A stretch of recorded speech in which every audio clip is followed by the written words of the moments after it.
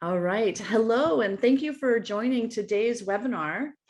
As we begin, we'd like to make sure that everyone is able to access the simultaneous translation of today's event in French or Kiswahili. So I'm going to invite two of my colleagues to briefly provide some instructions for how to do this in both languages. And for those listening in English, we're going to be a little creative to get to the Kiswahili channel if you're interested. It will be labeled Chinese, so bear with us as we make a few adjustments for today's webinar. But Gauthier, can you please come off mute and share the instructions in French for our audience? Thank you, Mary.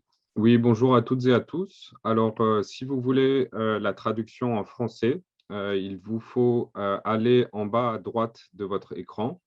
Et vous verrez une icône appelée Interprétation. Vous cliquez dessus et ensuite, ça vous donne des options de différentes langues. Donc, il faut aller à French, à français, et il faut donc le sélectionner. Et ensuite, il faut cliquer sur Mute Original Audio afin de ne pas entendre les deux voix, c'est-à-dire celle de l'interprète et celle du présentateur ou orateur. Une fois que vous avez fait ça, vous pouvez entendre le service en français. Merci beaucoup. Merci. Thank you. And now I'm going to turn it to Pauline to come off mute and to share the instructions in Kiswahili, please. Thank you, Mary. Chini ya skrini yako utaona ikoni ya picha ya dunia iliyopewa jina ufasiri. Bofya ikoni. Lugha zinazofasiriwa ni Kiingereza na Kifaransa na zitaonekana pale. Chagua lugha aidha Kiingereza au Kifaransa au Kiswahili. Kama Mary vile ametaja, ukitaka Kiswahili, tafadhali chagua Chinese. Bofya kwenye zima sauti asili ili usisikie sauti mbili, sauti ya msemaji na wafasili.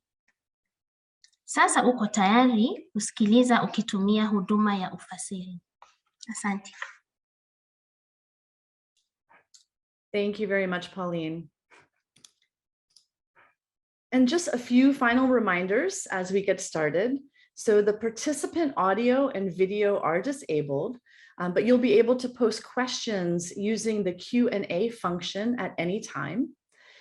The session is being recorded, and we'll be sure to share the final recording on the Columbia Global Center Nairobi website, as well as several others of the collaborators on the webinar today. Okay, so let's get started. I'd like to just give you a warm welcome to today's Building Resilience in Crises Through Education webinar. My name is Mary Mendenhall, and I'm a professor at Teachers College, Columbia University in New York City, and I am very pleased to be one of the moderators for today's event.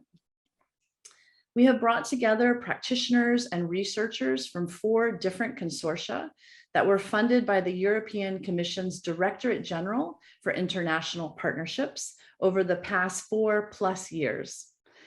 Each consortium engaged local, national, and international partners to implement education programming aimed to support teachers, students, and communities in crisis-affected contexts, along with research projects facilitated by independent researchers aimed to gain a better understanding of the challenges they face. The lead NGOs for each consortium were the Norwegian Refugee Council, Oxfam, Plan International, and Save the Children. And I was personally part of the Oxfam group, leading the research side of the work through our Columbia Global Center in Nairobi. And I'll introduce other lead researchers and collaborators as we move throughout the event today. So just briefly, in terms of our time together, the different partners are going to provide a brief overview of the scope of program activities and research they conducted so that our audience has an opportunity to learn more about this work. This will be followed by a moderated discussion where we will dig a little deeper into what key insights and lessons we have learned through these collaborations. And during the discussion, we will also invite questions from the audience. So to kick things off, I would like to invite Sonia Godinho from the European Commission to share a few more details about the Building Resilience in Crises Through Education initiative, fondly called B.R.I.C.E. Sonia is the Education Policy and Program Officer at the European Commission, Directorate General, International Partnerships. Thank you so much for joining us today, Sonia. Over to you. Thank you very much, Mary. I think it's a great pleasure for me to attend this webinar since I have been following personally the implementation of these 4 projects for the last years, and especially during the COVID-19 critical years or critical times. Allow me just to start by putting into context the existence of this B.R.I.C.E program, the short name for Building Resilience in Crisis Through Education. I mean, the EU agenda for education and emergencies and proactive crisis is, as you know, outlined in our European Commission communication from 2018. And it does define the sector in this broader sense, including all levels of education, the formal and the non-formal. And it's really rooted in an integrated approach to promoting safe learning environments and to ensure inclusive and quality learning for all. And also quite important for us is the strengthening of the systems as well as partnerships and recognizing the contribution that education can make to peace and protection. So in recent years, the European Commission has been supporting education in emergencies and protected crises. The financial support that we have been providing has been increasing, both from the share of the humanitarian assistance side, as well as through our proportion of bilateral and also global development cooperation programs that we have with our partner countries and specifically with the fragile and crisis-affected countries. And as we all know, I mean, the prolonged nature of many of these crises brings the need to bridge the divide between this initial humanitarian response that needs to happen quite fast, but also the more longer term development approach that we as the EU see it quite integrated. I mean, that's why Nexus for us is a critical component of our efforts to achieve most of the SDGs, but specifically SDG 4 and leaving no child behind and protect the right to education, specifically for this growing number of children who are affected by crises and emergencies. And this is also why the European Union, we have been working with many of the partners, with many of you, to close this gap between the humanitarian and development needs, specifically in the education sector. So it is in this context that in 2017, already quite some time ago, we launched this big global call for proposals. And our objective was to look for projects where we were building this resilience in crisis through education. And I think what we wanted was to look for the more long-term projects. We also had this multi-country approach. So the projects were not just national, they had this multi-country approach. And I think quite specific of this project is the integration, as Mary also already mentioned, of the research component. And I think what we wanted with the inclusion of this research component and having research partners to the operational side of the projects was to better understand the results of what we were doing, of what we were implementing with the partners, and also to generate evidence that we could then use to inform policy development and also for the design of future programs, either at national or regional level, and also, of course, to contribute to the overall education community that has been focusing on these aspects of building resilience in education systems. And as Mary already said, out of that call for proposal, we had 4 big consortiums, big partners that were leading the projects with Save the Children, Plan International, Oxfam, and Norwegian Refugee Council. And each of the projects works across 2 countries, and 2 of them actually focusing on the B.R.I.C.E, although in different parts of the country, in Niger, Ethiopia, Somalia, South Sudan, Uganda, and Tanzania. They all started in 1st of March 2018, and we will now come to the end by the end of this year at different stages. I mean, we know these projects were quite affected with the impact of COVID-19, and that's why we had to go a bit beyond the 4 initial years planned, and to give a bit more time so we could complete the activities and also the research. And I just wanted to say, we will get into the details, but I mean, all of these projects really have this objective of developing evidence-based models for delivering safe and quality-based basic education for children. And they have all adopted this integrated approach and addressing the issues around quality of teaching and learning through teacher professional development programs. Also accelerating learning programs were also part. And quite important also for us, working with school management and with communities as well to ensure safe learning environments. And I think what I also wanted to highlight in this introduction is, although the projects, they're separated projects, are not coming under a single program, there has always been this collaboration between the 4 projects to see how the projects could actually share, and to the extent possible to capture common lessons and common findings that could be shared. And I think that's what we are doing here today, sharing and debating the key findings and the evidence that is now coming out of the 4 projects with all of you. Just the last word to state that as the EU, we do have as a priority to keep investing and supporting education for children and young people in crisis and affected and emergency affected countries. And just to mention also that amongst the different priorities, there's a particular focus on teachers, on teachers, refugee teachers, IDP teachers.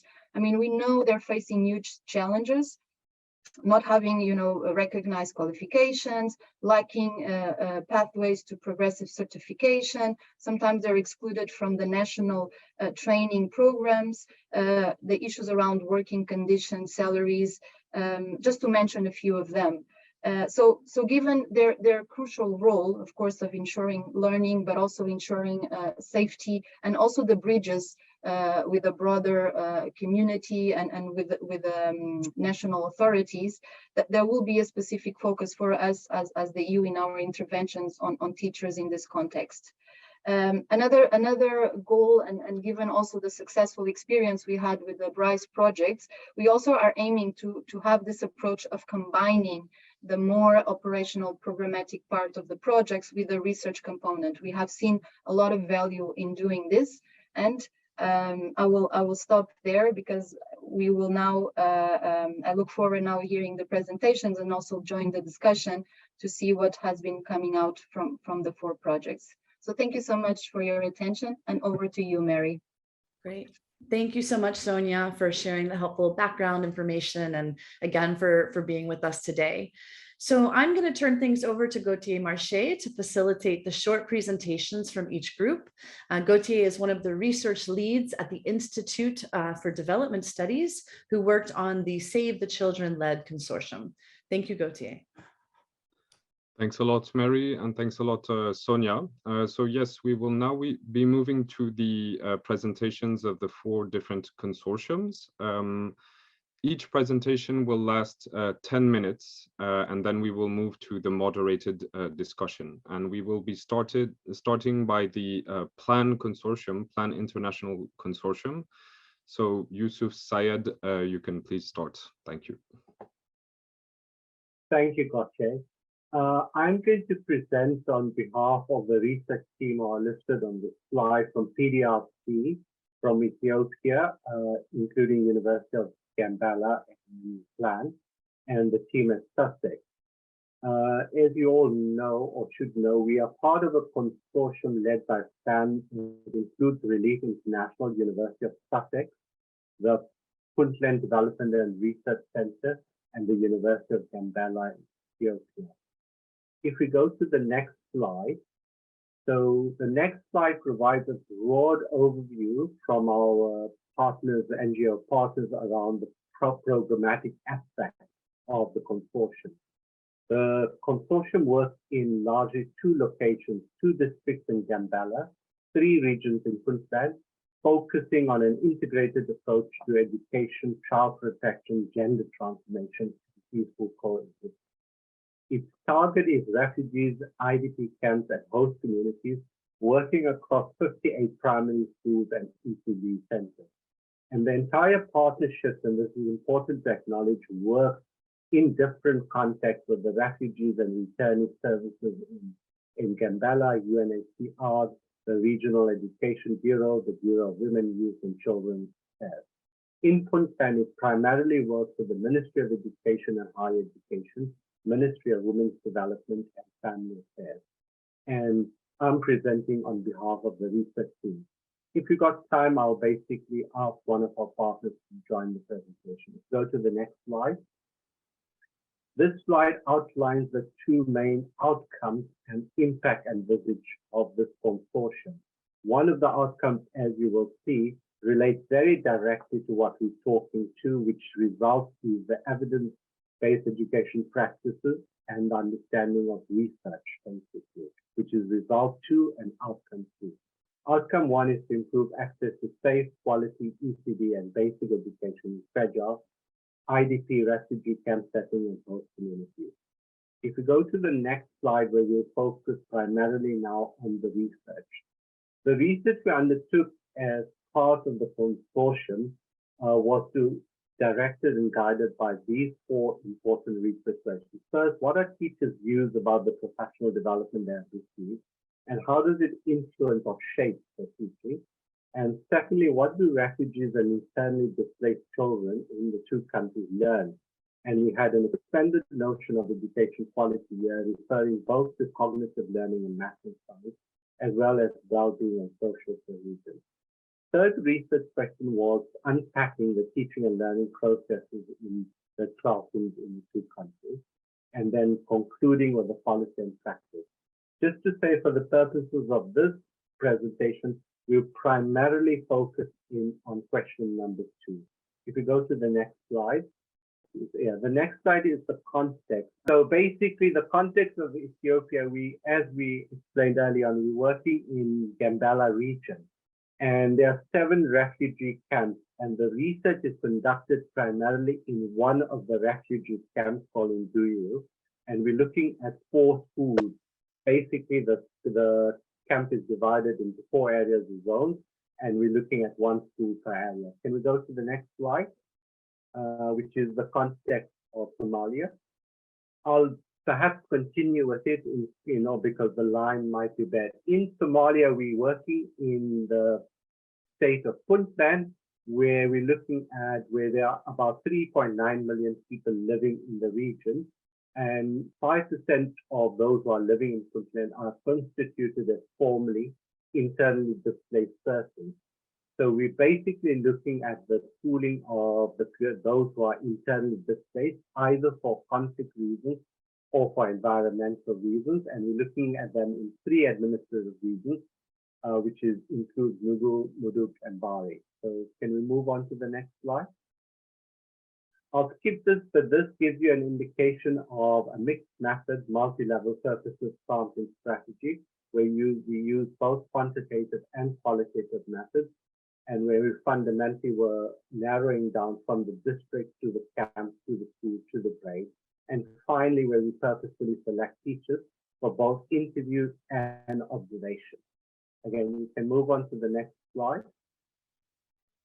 The data collection was primarily a survey instrument for teachers and learners, as well as we assess learners in different schools in different grades using an learning assessment instrument in mathematics and literacy. The qualitative case study is outlined here, but I'll skip through the slide if you go to the next slide.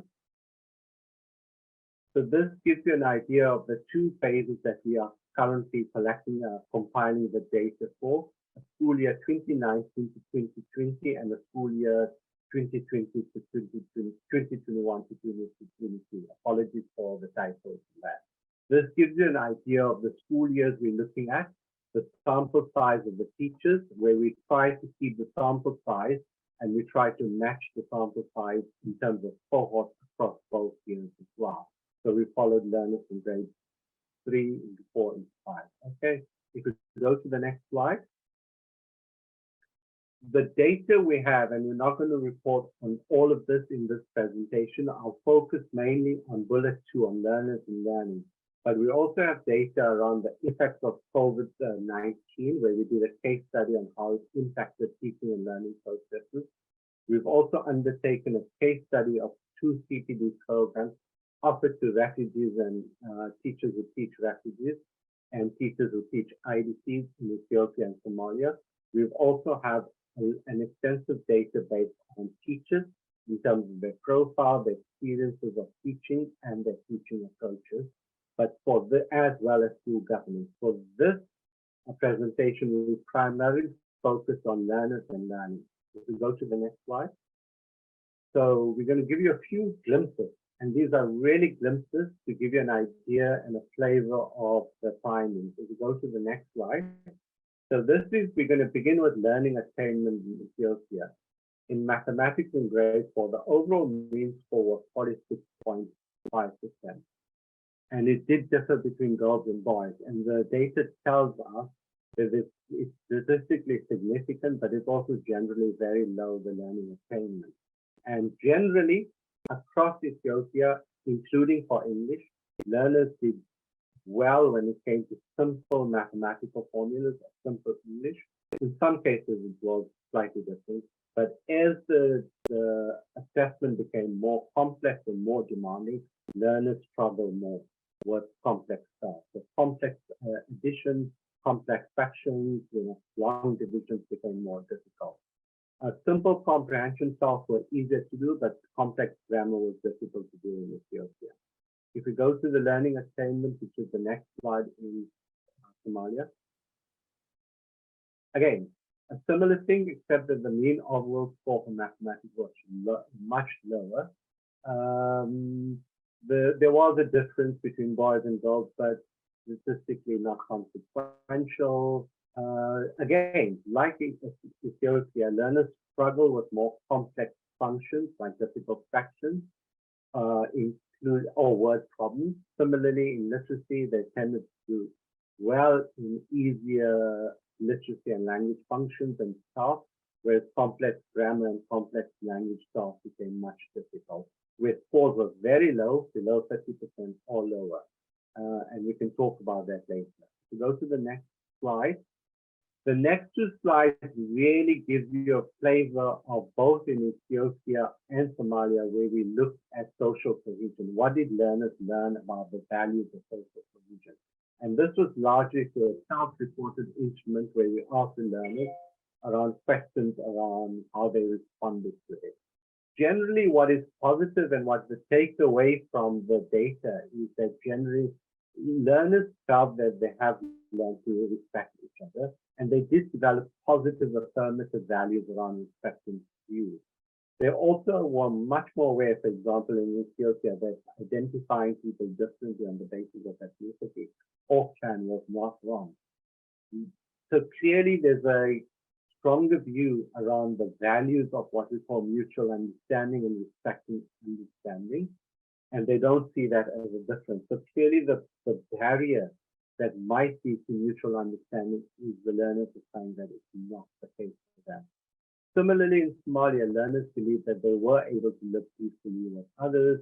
They showed strong responses to items around empathy and inclusion by stating that they would try to understand what others felt or thought, were aware that they should respect everyone. However, there are certain things that are issues, and we do point out some of those. Around issues of disability was an issue. However, there are also like 10% of learners who believe otherwise when it came to issues around gender difference. Small, but it's important to point it out. If we go to the next 2 slides, which are the I'm very sorry. Yes. Right. Yeah. So that's I was going to say. Can I skip the next 2 slides and go to the last? Skip the slide. Thanks. We do then end up in the last 2 minutes with the implications of policy. Several things emerge. While I gave you a snapshot of the findings of learning, there are several things that we come out across the findings as a whole, not only tied. When it came to issues of governance and working conditions of teachers, which we didn't report on for this presentation, there were several things that were important to recognize. One, teachers point out that having adequate pay is important, having adequate resources is important, and having firm conditions of employment is important. On design of programs, which we would have spoken about, but generally teachers appreciate CPD programs, but they would prefer that they require training when they need it on time, and if it's directly focused on what they need in the classroom. If you go to the next slide as a way of moving towards the conclusion. Yeah, this is on learners and learning, one of the issues that come out, and then we'll end up with the final slide. On the learners, one of the issues that came out from the learners, as we said, that one of the learning assessment results tells us that there needs to be a more targeted focus as to the kind of things people are learning to, as well as giving learners exposure to meeting others outside the camp. We're going to end now with the last slide, which is to say thank you to all the people who participated in this research, ranging from the schools to our research team and Ministry of Education. Thank you, and look forward to your questions and comments. Thanks a lot, Yusuf, and thanks to the entire team. Just to the audience, you can post your questions in the chat, and we will be, in any case, coming back to these points in the discussion later on. So I would like to pass it to the Norwegian Refugee Council Consortium now, and I'll pass it to Sam Dumble, please. Hi, everyone. So I've been working with the Norwegian Refugee Council Consortium on this as part of the research team. So this is myself working for Statistics for Sustainable Development and also an organization called Empatica, who've been working on the research. But I think first I'll hand over to Ungulinzi from the NRC Tanzania team, who's going to talk through the project a little bit. Thank you. Hi, everyone. Next slide, please. Yeah, so the project in Tanzania and DRC title was Never Too Late to Learn, providing displacement affected children with the quality and protective alternative education in the Democratic Republic of Congo and Tanzania. It has been a 4 years project implemented from March 2018 till July 2022, targeting Burundian refugee children in Tanzania and internally displaced and returnee children in DRC who have experienced the conflict and displacement and have never been to school or have missed the significant periods of learning special cares. NRC is the consortium coordinator and the implementing partners. This Baba Watoto Center for Children and Youth Trust. This is a local NGO in Tanzania. The NOCAP, Mouvement International des Droits de l'Enfant, de la Femme, de l'Homme Veuf et de la Promotion Sociale. We have World Child UK, Child Resilience Alliance, and the Interagency Network for Education in Emergencies. So the World Child UK, the Child Resilience Alliance here is the partner for research component. However, the work is being finalized by the Statistics for Sustainable Development. Now, overview, next slide, please. Yeah, now the overview of the project, that the project aimed at facilitating and enhancing quality alternative education and early childhood care and development programs for 8,500 Burundian refugee children in Tanzania and internally displaced and returnee children in DRC, with a focus on out-of-school children and girls. Community-based child protection activities empowered more than 11,250 children enrolled in early childhood care and development, alternative education, and formal schools with the skills to influence and advocate for their own protection. An institutionalization process of key practices and project results within the local authorities has been a key component to ensure sustainability of the achieved results. For example, work on harmonized alternative curriculum in Tanzania and institutionalization of learning assessment tools in DRC. Local government education units and humanitarian partners in both Tanzania and DRC have been capacity built on interagency network for education emergencies minimum standards and conflict sensitive education. Next slide, please. Now, coming to contextual background, in Tanzania, strict encampment policy coupled with the restrictions on livelihood and self-reliance initiatives for refugees. Refugee education in Tanzania is delivered by NGOs using the country of origin curriculum with no linkages to the relevant education authorities in the home country in terms of implementation, quality assurance, and examination. Coming to DRC, a complex emergence has persisted for more than 20 years.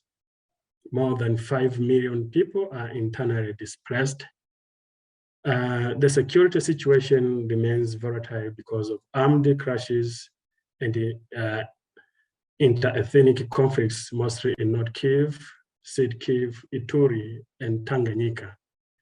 The education system in Tanzania, the education system in DRC faces numerous challenges, massive of teachers unpaid or with insufficient salary and lack of infrastructures. However, the accelerated education programs in DRC are regulated with clear pathways to formal education. Thank you, everyone. Thanks, Lindsay. And I think that last point linked very nicely. We're going to zoom in to just one area of the research, given the limited time. So my colleague Mitali is going to talk about what happens at the end of accelerated education and the process of transition into formal education. So Mitali, please take over. Thanks, Sam. Like Sam said, now we'll be discussing the experiences of AEP learners once they transition from the AEPs to the formal education system in both countries. Next slide, please. As we can see in Tanzania, about 17% of all AEP learners were able to transition to formal education, and this includes those who self-transition, compared to in DRC, next slide please, where about 70% of students were able to transition to formal education systems. Next slide please. We understand that these differences in the transition outcomes can be attributed mainly to the repatriations in Tanzania. About a quarter of all AEP learners quit the program midway because their families were repatriated to Burundi. However, this was not the case in the DRC. And there are some other reasons listed here. But I will now move on to the experiences of learners, which is what they experience once they transition to formal education systems. First, parents of AEP learners are overall highly appreciative of AEPs as the sole reason why their children are able to access formal education systems. And AEP teachers are of the opinions that learners can perform at par with their formal education counterparts. However, interviews with learners and teachers highlight that they continue to face barriers at the level of the formal schools once they transition. And the number one barrier is stigmatization on account of AEPs in both countries being associated with a lower socioeconomic status. For instance, in DRC, this manifests as learners being mocked with the term NRC kids being used as a pejorative. Similarly, there are similar instances noted in Tanzania. Further, AEP teachers in both countries are of the opinion, not AEP teachers, formal education system teachers have been of the opinion that AEP learners are not prepared sufficiently by the AEPs, or that they do not perform at the same level as their formal education counterparts. Hence, AEP learners also face discrimination from teachers at the formal schools. Also, in the DRC, it was noticed that there was minimal to no interaction between formal school teachers and the parents of AEP learners. Further, there have been reported instances in Tanzania where AEP learners were returned from the formal education system to the AEPs, either by the school authorities or teachers at the formal schooling level. Next slide, please. Overall, such attitudes and discriminatory behaviors results in AEP learners either being unwilling to transition to formal education system or being returned to the AEPs after transitioning to formal education or discontinuing schooling altogether. To tackle these continued barriers, we suggest that certain activities, for instance, regular follow-up with AEP learners be carried out to understand their general as well as unique difficulties in continuing education, sensitizing formal school peers and teachers in collaboration with formal school authorities, supporting AEP learners through material as well as psychosocial support, and also addressing the grievances of formal school teachers, since we've noticed in both countries they do not consider the AEP curriculum to have prepared AEP learners well. And finally, improving the perception of AEPs as well as AEP learners in the overall community would also be beneficial in tackling some of the stigma. And at this point, I would like to conclude the presentation by acknowledging the governmental and non-governmental partners for supporting this program and research. Thank you. Next slide, please.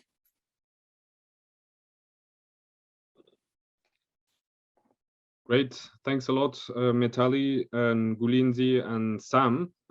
So we will now move directly to the Oxfam Consortium, and I will pass to Daniel Falk. Great, thank you so much, and a warm welcome to everyone joining the webinar today. I will now present on the Education for Life project in Uganda and South Sudan with my colleagues Francis Okello from B.R.I.C.E Uganda and Diko Rose from Oxfam South Sudan to share insights from our consortia. Dr. Mary Mendenhall and Daniel Shepard, also on the webinar, will share their reflections in the moderated discussion. As you can see on this slide, I'd like to highlight that this project consisted of 8 global and local partners and was led by Oxfam. Next slide, please. The Education for Life project in Uganda and South Sudan was a cross-border project that supported more than 7,000 children and youth and 700 teachers from internally displaced persons, or IDPs, refugee and host communities in 3 sites: Palabek Refugee Settlement in northern Uganda, and Juba, Torit, and Kapweta in South Sudan. The project aimed to improve access and completion of safe, quality education for learners in fragile and crisis-affected environments through accelerated learning programs. And given the brevity of this presentation and how big the Education for Life project is, we're going to focus on project interventions and research on AE teachers and their well-being. So first, I'm going to turn it over to Francis from B.R.I.C.E Uganda to share his insights on the challenges, opportunities, and limitations for TEPD in Uganda, and then we'll hear from Rose before I wrap up with the research. So Francis, over to you. Thank you very much, Danny, and everybody. Greetings from Uganda. The Education Life Program district, which is a district that just came out from a civil war perpetrated by Joseph Kony. So it's one of the refugee hosting districts. Now, looking at the post-conflict and displacement settings of Lamour, Palabek settlement, you realize that the teachers in Palabek settlement, just like their learners, who are people recovering from long-lasting impact of conflict due to insurgency in South Sudan, the teachers alike are recovering from the impact of the Lord's Resistance War in northern Uganda. And so they experience similar situations.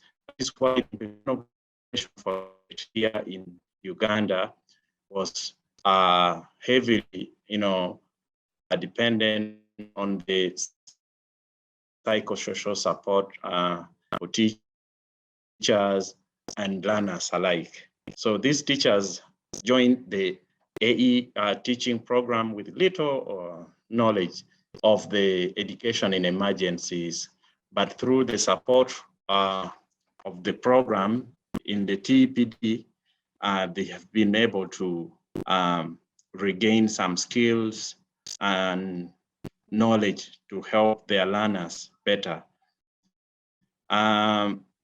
These learners are supported through a condensed curriculum that condenses the 7 years of primary cycle into just 3 years to help these learners catch up with their peers who continued with their education uninterrupted.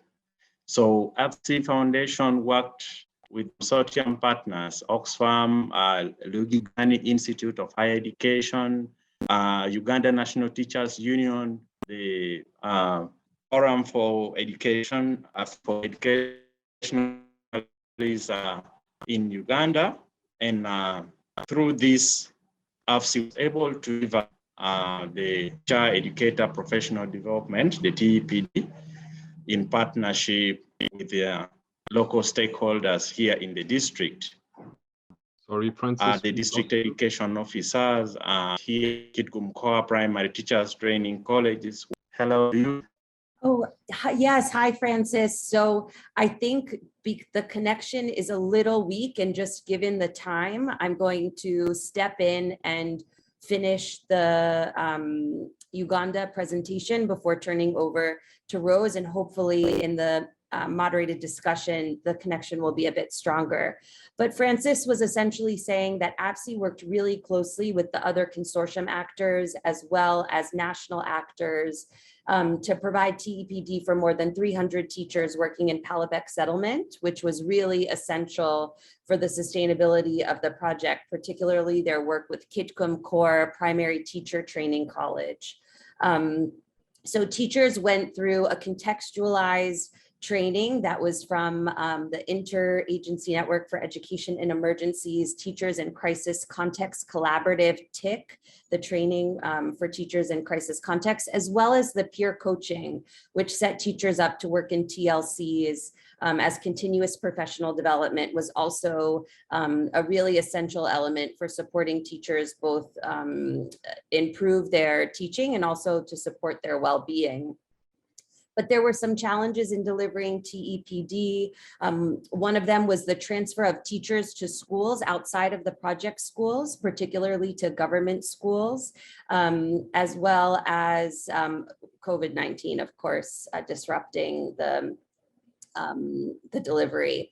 So you can see the challenges on the slide. We'll definitely get back to challenges teachers faced in the research. I'm going to turn it over to Diko Rose to present on the work in South Sudan. So Rose, go ahead, come off mute. Okay. Thank you, everybody. Thank you, Danny, for giving me this chance. I think as far as South Sudan is concerned and B.R.I.C.E project is concerned, we started B.R.I.C.E project in 2018. And it is one of the responses that tried to help the South Sudan situation. And when I talk about South Sudan situation, maybe let me just say something very brief, the background. South Sudan has been undergoing the civil war right from the first war, which was the 1983 up to 2005. And then this recent one of 2013, 2016. So because of these rampant wars, it brought in the issue of the IDPs and the refugees that went into Uganda. So the response to this B.R.I.C.E project was in the IDP areas, and the learners were enrolled in the IDP communities and communities where the schools are located. So the criteria for selecting the learners, we followed the ministry criteria, which was saying 12 years to 18 years, and then 19 years to 30 years demobilized soldiers. So most of these centers had the learners, and the methods that we use for mobilizing the learners were through advocacy. We tried to advocate through the PTA into the community, through the local chiefs around in the local meetings, mobilize the learners. The second area was also the teachers. The teachers were mobilized from the local community, and the characteristics of the teachers that we had, most of them are not trained, and they had low salaries, and most of them completed just O-level, what we call high school, and they were enrolled into the project. So there were a number of things that the country had. One of it was there was very high illiteracy rate.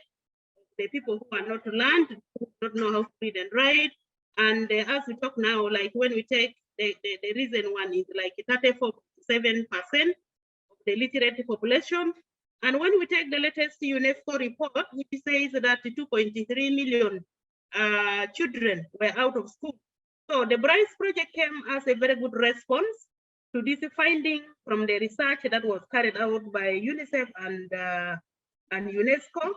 So as Danny mentioned in Uganda, because the approach is the same, so the approach which was used for solving this issue, this was the TPD program.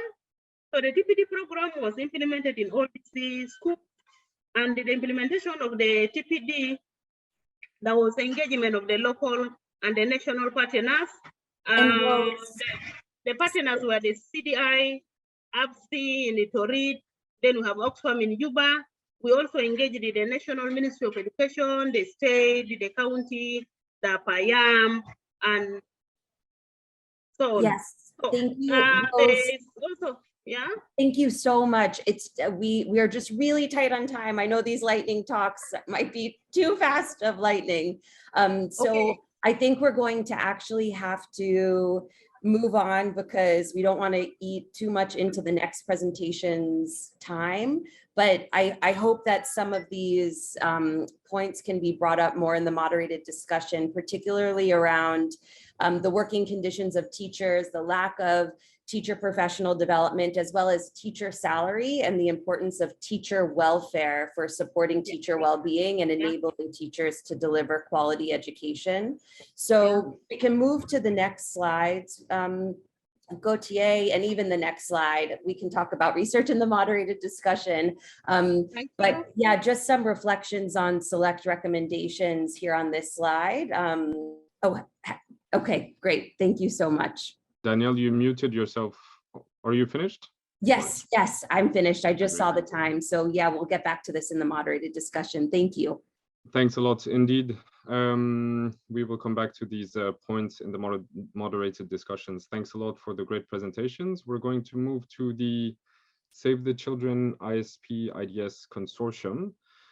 So this consortium was led by Save the Children, and the research component was led by the Institute of Development Studies and the Institut Supérieur Pédagogique de Bukavu. I will be presenting today with Professor Samuel Matabishi. Next slide, please. And we would like to dedicate this presentation to Professor Bosco Muchikiwa, who passed away in February 2022 and who was involved in this project with us and has been a great inspiration for researchers and activists in the DRC and beyond. Next slide, please. And the next one as well, please. Thank you. So we're going to focus on the research component for this presentation, but there is of course also the interventions by Save the Children, to which we can come back in the discussion. So there were hybrid objectives of this study. The first was to try to understand education in fragile and conflict-affected contexts, to contribute to the academic literature on education in emergencies, and particularly in contexts of protracted violent conflict, and contribute to the literature on Niger and the DRC.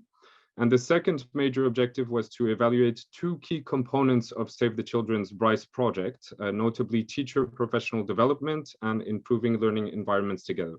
So I will not be talking about the evaluation in this presentation, but we can come back to it later. Next slide, please.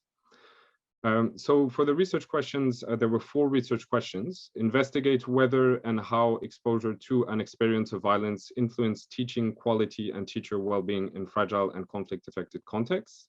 The second question was to examine the impact of TPD and ILET on teaching quality and teacher well-being in fragile contexts. The third objective was to examine how teaching quality and teacher well-being influence children's cognitive and non-cognitive outcomes in fragile and conflict-affected contexts. And the fourth one was to explore how knowledge developed by teachers in these contexts can be used effectively in policy and programming. Next slide, please. So I think the strength of the approach on the research component was to have a truly interdisciplinary team with scholars of education, scholars of violent conflict, scholars of governance, and scholars of linguistics, and also to have ISP Bukavu's expertise on education. ISP Bukavu is the oldest and one of the largest teacher training institutes in Eastern DRC and the Great Lakes, and also has expertise on the study of the violent conflict. So we used a mixed methods approach with 3 surveys for the quantitative side over 3 years in Niger, in the regions of Zinder and Defa, and in DRC, in the province of South Kivu, the territories of Uvira and the territory of Fizi. And we also had a qualitative component with a range of qualitative interviews. Next slide, please. Yes, thanks. So we looked at a range of factors that influence teacher well-being. We know that teacher well-being is influenced by a large number of factors. We were trying to understand which ones influence the well-being of teachers and their ability to teach. And as much as possible, we followed an inductive approach whereby we tried to focus on those topics that were important to the teachers we spoke to in the research. And we looked at employment status, how it conditions inequalities in teaching. We looked at gender, we looked at ethno-cultural identity, we looked at the impact of the free primary education policy in the DRC, and we looked at the impact of COVID-19. Next slide, please.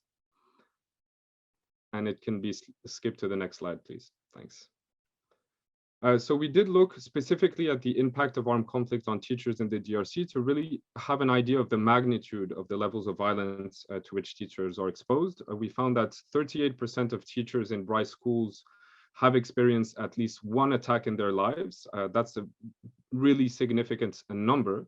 We found multiple causes of the violence against teachers, the insecurity in those regions, the fact that teachers and schools can be targeted for ransom, the fact that teachers can be targeted as intellectuals or as representatives of the state, the fact that the perceived or real ethnic identity of teachers or their social origins can be a cause for violence against them.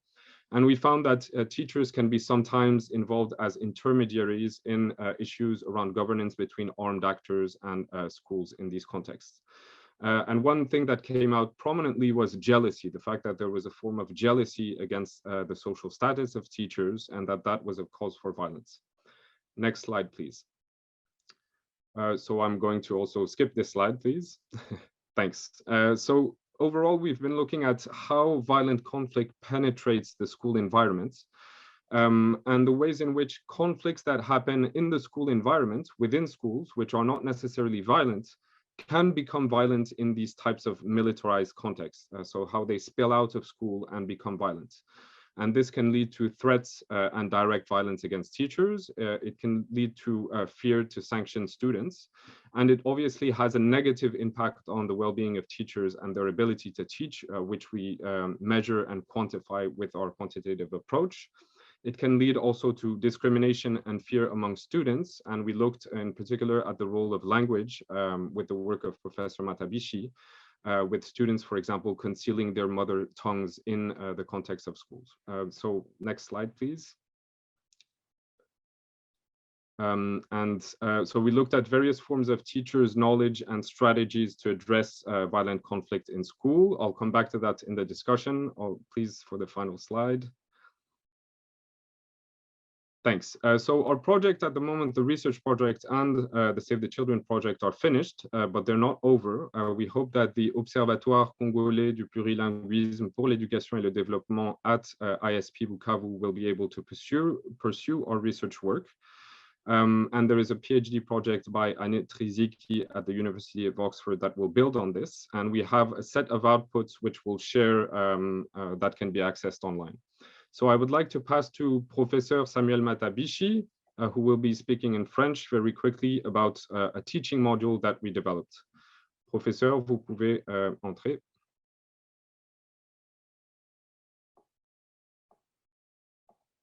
Professeur Matabishi, si vous êtes là, vous nous entendez?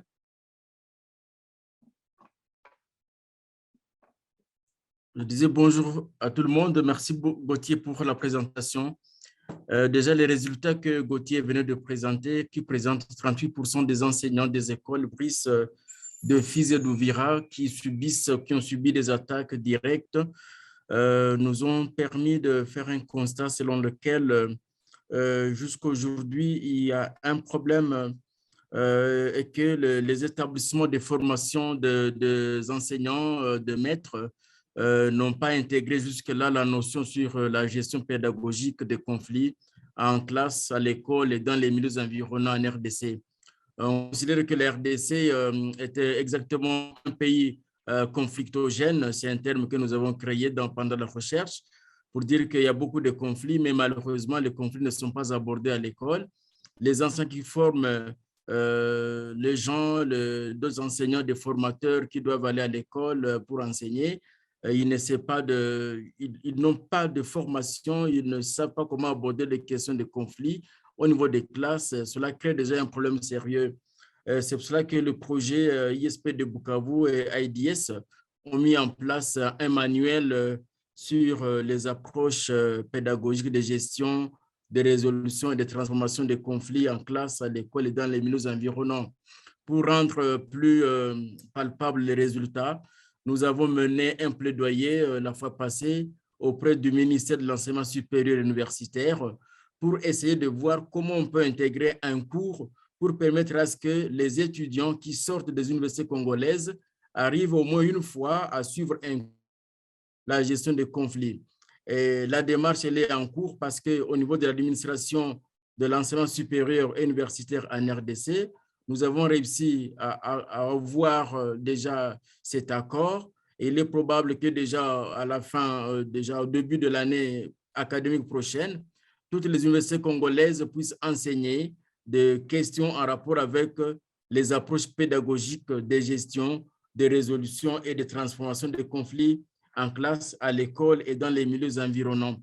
Je veux dire que ça, c'est l'élément, les résultats durables, c'est pour la pérennisation de ce que nous sommes en train de développer. Nous ne sommes pas de l'administration sans document, mais nous avons présenté le manuel et l'administration était très, très contente parce qu'au moins, on a vu un projet qui a permis d'apporter des solutions palpables aux questions cruciales, connues, conflits, on en parle. On ne veut pas rester au niveau de la parole, mais on a dit qu'il faut qu'on puisse introduire ce type d'enseignement. Et je pense que ça, c'est un élément très, très important. Et nous devons continuer déjà à travailler là-dessus. Bientôt, le manuel devrait être publié et on va le diffuser et permettre à ce que les instituts, les établissements d'enseignement supérieur de la RDC puissent utiliser ce manuel. Et on demanderait bien évidemment d'autres appuis parce qu'il faut que le manuel soit partagé sur toute l'étendue de la République. Elle est grande, bien sûr, donc on aura besoin de beaucoup d'appuis pour que le manuel soit d'une large diffusion. Nous vous remercions beaucoup. Je me dis que déjà à ce niveau, mes minutes sont terminées. Mais si on peut passer à la diapo suivante, peut-être je peux résumer très rapidement et dire que le manuel sur les approches pédagogiques va permettre à ce que le projet reste dans toute la visibilité et le projet laisse des traces, ce qui va nous permettre de continuer. Je vous remercie beaucoup. Merci beaucoup, professeur. So thanks a lot to everyone and thanks a lot to all the presenters today. So we will move now to the moderated discussion in which we will build on several of the points that have been made here and discuss, and we can come back to the various projects, of course. So I will pass to Yusuf Syed for the moderated discussion. Thanks a lot. Well, thank you for the four consortia for those very lightning presentations. Certainly challenging, but the intention behind it was to give enough time for a moderate discussion, which we're engaging in now as a way of developing dialogue across the consortia and with the participants who have come in. So what we'll do is the format we'll follow is we'll pose a few questions, the beginning 1 or 2 questions to the consortia, drawing on the various presentations thus far. After that, I'll open it up for some of the questions that have come in. And some of the questions I'm going to pose to the four consortia now and the presenters draws on what has come in. Clearly across all the presentations, what comes out very significantly is the role of teachers. Teachers both in terms of what they do in the classroom, but also teachers as agents of positive change, but also as victims, as the presentation from Gautier and colleagues pointed out. So teachers have also expectations on them. I guess the one, and clearly teachers are crucial both to effective learning as well as to providing effective psychosocial and well-being support. So one of the questions to all the consortia, and this includes not just the presenters, you can call upon your other members who who hopefully will have a chance now to talk.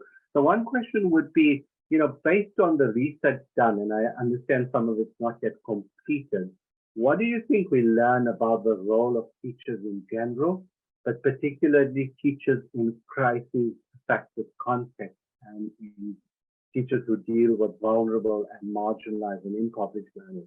What are the lessons we learn, both in terms of research, what are the key research lessons, as well as what implications you think as consortia they have for policy and programming going forward? So I'll open it up to the four consortia. Anyone can jump in, otherwise I'll distribute it. But let me start maybe perhaps with Danny. If I pass you over to you and the consortia, because your time was a bit cut, so we'll give you a chance to come in. So over to you, Danny, and invite the colleagues to join as well. Yeah, that's great. I'll very quickly answer and then maybe turn it over to Daniel and Rose. But I think something that strongly came up in the research, which is what we would have presented, is this expanded role that teachers take on. Of course, they're educators and they're delivering the curriculum and supporting basic literacy and numeracy, but they're also acting as pseudo-social workers and caregivers for their learners who are facing huge systemic challenges that the teachers themselves are frequently also facing. And they do this with really limited to minimal support and also appreciation for that extra work that they're taking on. So training that is continuous in nature, that was definitely, I know, brought up in your presentation, Yusuf. We found to be incredibly helpful for teachers to carry out that role, especially peer-to-peer support that teachers were providing to one another. That came out strongly from the partners after they implemented a teacher learning circle approach through the INEE TIC peer coaching materials. But also that teachers need to be paid more. They need to receive benefits that other professions receive. They need to have accommodation and access to services in ways that support their whole well-being so that they can also focus on supporting their learners that they're doing regardless, but under really, really challenging circumstances and often with no other support.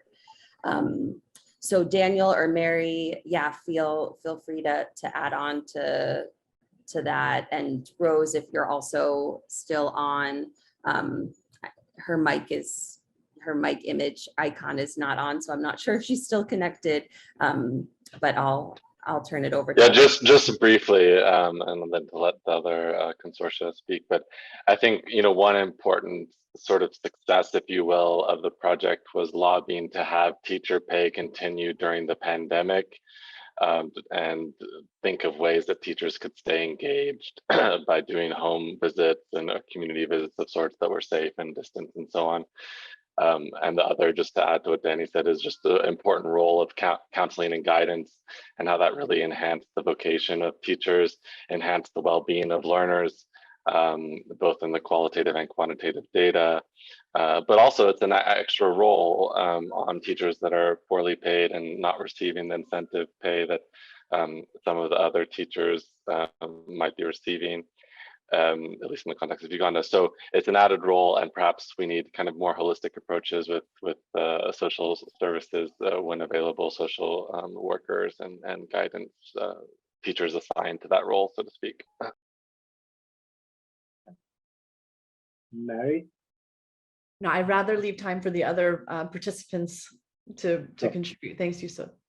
Rose, do you want to come in? Yeah, I had wanted to add something very small on what Danny has already said.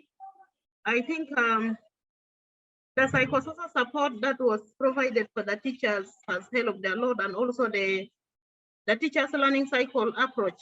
There are many aspects in it. The training, we have the school visitation, and we have this classroom observation.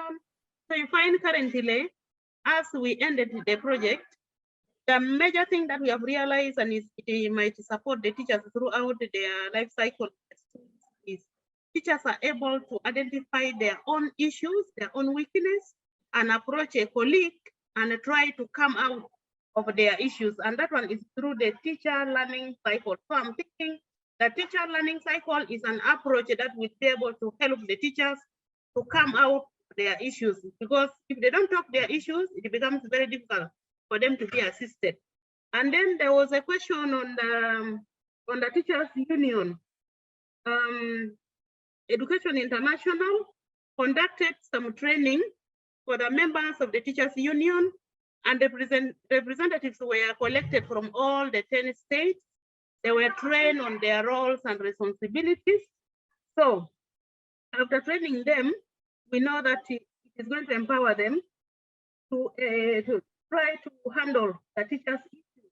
And another body, the partner is the NEC, because the NEC is one of the partners that Oxfam uses, and they have also been used and given funding side of advocacy. And they have been advocating through radio, in meetings, in the national ministry about the teachers' issue, teachers' role and teachers' well-being. So we hope these approaches are going to help the teachers come out of their problem, the many problems that they have, and at the end, we realize that the teachers' well-being is catastrophic. Thank you. Thanks. I'm going to move on perhaps to another consortium. I see Samuel's got his hand up. So Professor Makdishi, if you want to make your point. Oui, merci beaucoup. Pour répondre à la question, qu'est-ce qu'on pense du rôle des enseignants dans la situation des crises, en éducation sont des crises? Je crois que les réponses que l'on doit apporter ne sont pas que des réponses matérielles. Il y a aussi des réponses purement pédagogiques.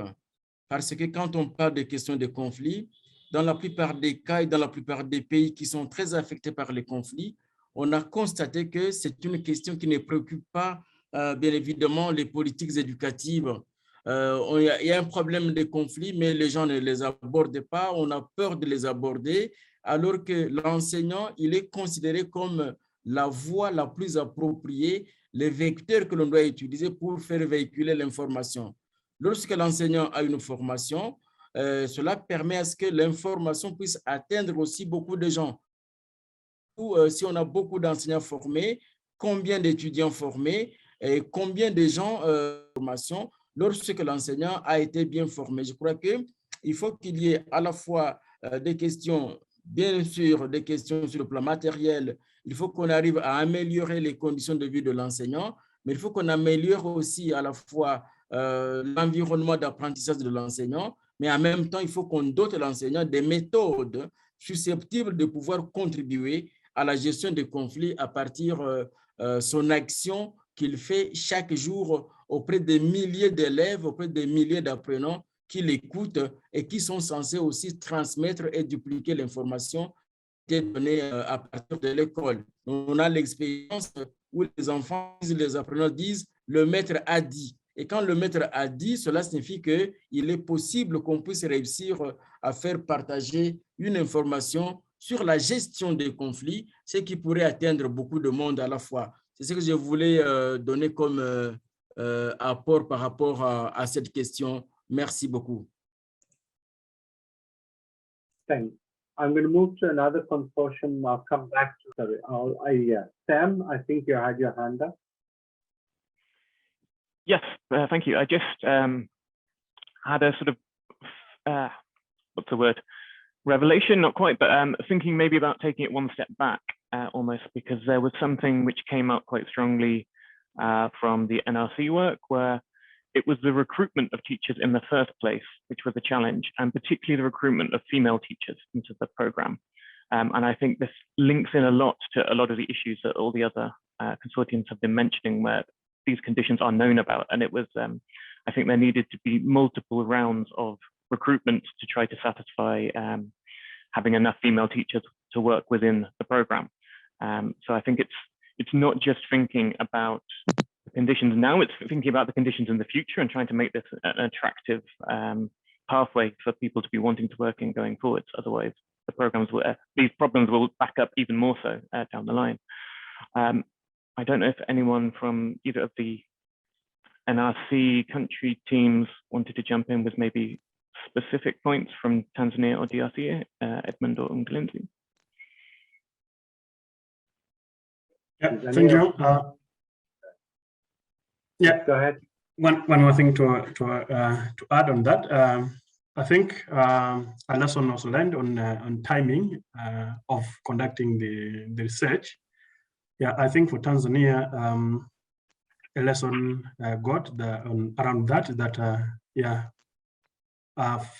if another opportunity comes in, then yeah, research can be research around the learners could happen actually when learners have, for example, been exactly enrolled rather than like during the registration and the back to school campaigns, because what happened that yeah, the first research was conducted around back to school campaign and the registration, and then yeah, not all learners who were like interviewed were really came to be enrolled in the program, and then coming out with the like number of dropouts to be bigger than yeah, the actual real learners. Thank you.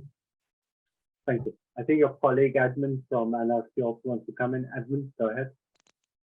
Oui, la main levée, c'est Edmond. Oui, c'est Edmond, je suis de la RDC, NRC RDC. Oui, je voudrais juste intervenir sur la question de recrutement des enseignantes, hein, des enseignants femmes que Sam a évoqué là-bas.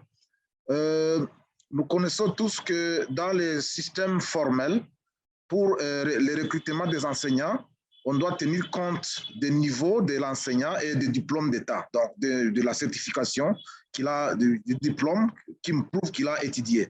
Mais dans le cas de l'éducation accélérée, lors des recrutements, je pense qu'on ne peut pas beaucoup tenir compte sur le diplôme que possèdent les candidats, mais on peut toujours recruter, y compris les femmes qui n'ont pas de diplôme, mais qui avaient quand même été au bas de l'école, et à travers la formation. La formation sur le principe numéro, je pense, 5 de l'éducation accélérée, 4 ou 5, les formations, on doit renforcer leurs capacités pour leur permettre de donner cours aux enfants et aux apprenants dans l'éducation accélérée. Donc, c'est toujours possible de recruter les enseignants femmes dans un milieu donné, surtout que dans l'éducation accélérée, surtout chez nous ici à RDC, lors des recrutements, on ne tient pas compte des diplômes d'État ou des diplômes de niveau, mais de l'éducation, peut-être des niveaux de l'éducation. Et c'est ça, donc, le renforcement des capacités qui va permettre à cette femme-là de bien prester dans l'éducation accélérée. C'est possible de recruter les enseignantes femmes pour qu'ils puissent aussi enseigner dans les cours ou les classes de l'éducation accélérée non formelle. Et surtout ici et chez nous au Congo, avec la campagne de l'UNICEF, toutes les filles à l'école, vraiment à l'école primaire, les filles vont à l'école. Mais quand ils arrivent à l'école secondaire, elles abandonnent à cause de ceci ou de cela. Il y a plusieurs paramètres qui laissent à ce que les filles abandonnent. Donc, les femmes n'arrivent pas vraiment à un niveau pour recevoir les diplômes. Donc, dans le recrutement des enseignants, dans un programme d'éducation accélérée, tenir compte du diplôme, oui, mais pas vraiment obligatoire. Mais les niveaux, pour moi, ça serait mieux pour permettre à ces femmes-là d'être recrutées. Merci. Donc, le recrutement des femmes, ça peut être possible dans l'éducation accélérée. Merci beaucoup. Thank you. I'm going to move on to another question, but I'll give the last consortium a chance to begin, who didn't get a chance to talk about it now. The next question I do want to discuss is an important one. A large part of research and programming has occurred during the time of COVID. So, you know, a lot of that time the research work was being done and the program was done during COVID. So the question to all the consortia is, how did COVID impact both the research and the programming and the policy work that you were engaged in it? And I'm going to begin with the last consortium, the one who didn't get a chance in the last round. So I'm going to go with the consortium of plan and ask Abdi and perhaps Fisher to say a few words around the impact of COVID on research and policy. Abdi Rahman, if you want to say a few words, you need to unmute. Abdi. Hello, can you hear me, Yusuf? Yes, I can. Go ahead. Thank you very much. And COVID-19 has had an impact on the schooling system in Somalia, particularly in Puntland, and in generally the country. It has disrupted the schooling around the country, and many schools were closed in an extended period of time, and it has impacted mostly the IDP families who were in the IDP centers, and because a lot of the families were working on a low paid jobs, and this had and has an impact to the income of the families. They were not able to support their families.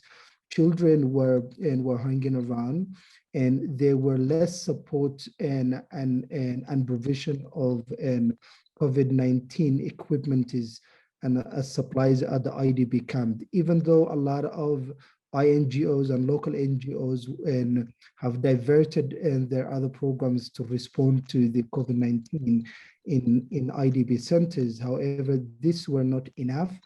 And from our experience speaking to the parents, and a lot of people have lost their jobs and they were unable to support their families. And when the schools were resumed briefly in late 2021, and a lot of children were not able to come back to the schools because there were high mobility and movement of IDP families and between IDP and IDP camps in search of better life and resources. So a lot of schools were experiencing that the number of students were going down after the COVID-19, but it also has, and it's important to note also that it has, and it had a psychological impact as well, because members of the IDP families had been affected by the by the COVID-19, either economically or physically, or some of them have lost their loved ones. And so the COVID-19 has had a huge knock-on effect in terms of financially and economically and psychologically the IDP families in Somalia. And so, yeah, that's my contribution. Thank you very much, Yusuf. Thanks, Abdi. I think let's move on to maybe one other consortia that may want to come in. I'll share your anything from your side. Yes, thanks a lot.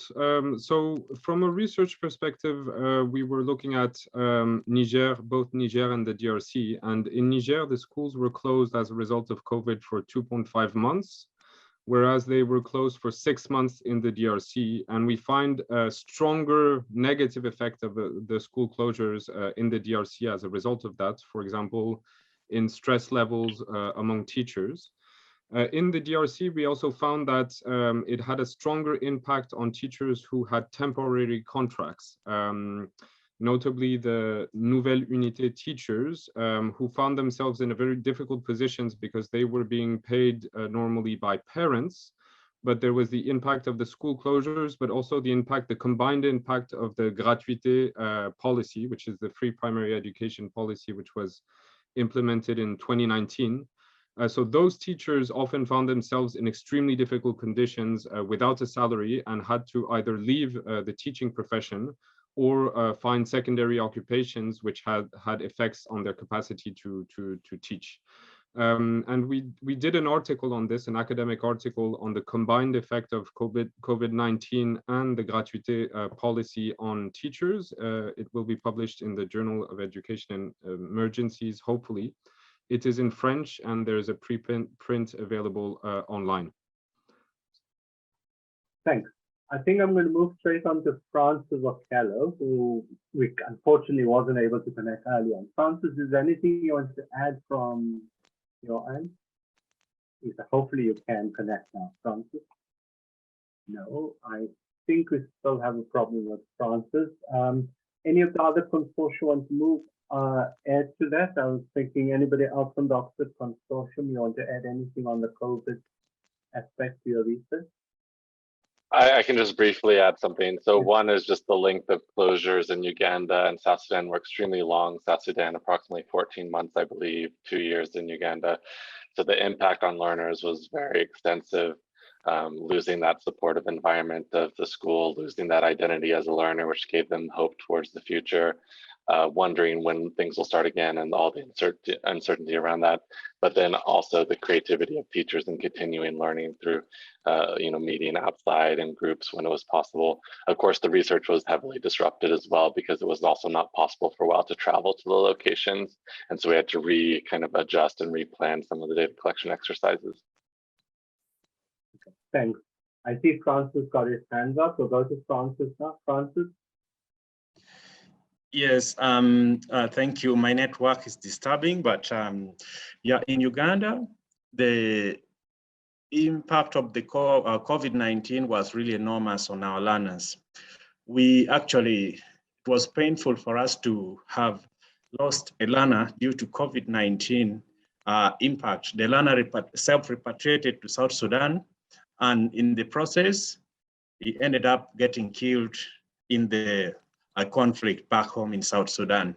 That was so painful. The teachers were distressed, and teachers alone in their environment, within the schools, suffered a lot of stress because of the effect of COVID-19. They had to move around in the community and facilitate learning for their children in the community, which was a strategy they designed to respond to COVID-19.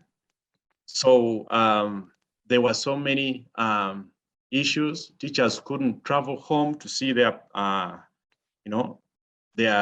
people back at home because movements were restricted by government. In Uganda, the lockdown in the first phase took almost a year without people traveling, who had to remain wherever they were. And this was hard on the teachers, gave them a lot of stress. We had to respond and support them psychologically and also to some extent physically to help them adjust with the challenges of COVID-19. Thank you. Thanks. I'll keep the last response and then we'll open it.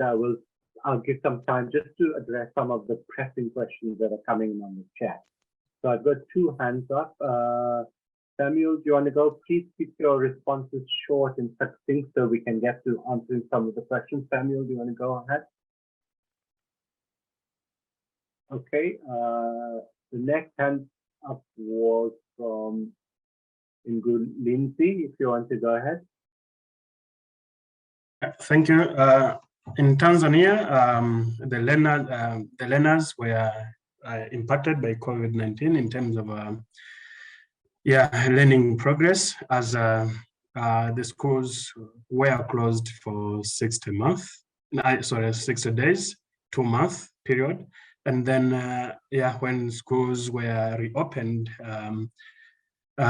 few learners could come back to school because of fear, because the government, there were no reports actually being given on COVID-19 trends, like the cases and all that, but still the community, because the community was insisted on taking measures against COVID. So they feared, they had some resistance to allow the children to go back to school. So a number of learners actually didn't report back, and from following up from community outreach and door-to-door visits, the project realized that some learners, some children even found jobs outside the camps and could no longer come back to school.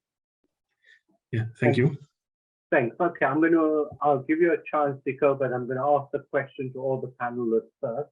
It's a very quick question because several of the questions that are coming in, you can I suggest you type the answers. Several of the questions from the audience are around where can we find information about all this rich research. So I think I'll just invite all the consortium leads to type it out. Most of them are available on the website. So there's a question across the board. There's a question that's come in, which I think is quite an interesting question that I'll ask one or two panelists to respond to. One is, what is your experience like of doing research locally in the country? What is the tensions, the challenges? How did you work with policy? And there's a related question. How did the relationship, the management of the consortium worked out between the research partners and the NGO staff? So if I can ask panelists to have quickly addressed that. We've got a few minutes. Please do let me know if I got more time, but I'm working that we've got about 2 or 3 minutes left. So I'll just open those two questions up to all the panelists. Anybody wants to begin it? So there are two parts to my question. How did you manage about going around doing research locally in terms of local government, local authorities, and how did you manage the relationships within the consortium? So it's all about the research management, the reflection on the process of research management. Gauthier, do you want to begin? And yes, go ahead. Yes, absolutely. Thanks a lot. I think with regards to working locally, there are a set of challenges, and the most difficult challenges are the fact that we were working in conflict-affected areas and areas where there is ongoing violence. But I think that, first of all, the support of the Ministry of Education, of the school teachers and the headmasters themselves was absolutely crucial. Then the role of the Education Ministry and ISP Bukavu, who has extensive experience working in these areas, was also absolutely crucial.